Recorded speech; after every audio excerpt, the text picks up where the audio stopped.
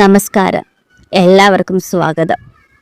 നമ്മളിൽ പലവരും നേരിടുന്ന ഒരു കാര്യമാണ് സന്ധ്യാസമയത്ത് പ്രാർത്ഥിക്കാനിരിക്കുമ്പോൾ നാമജപം നടത്തുമ്പോഴോ അനിയന്ത്രിതമായി കോട്ടുക വരുന്നത്.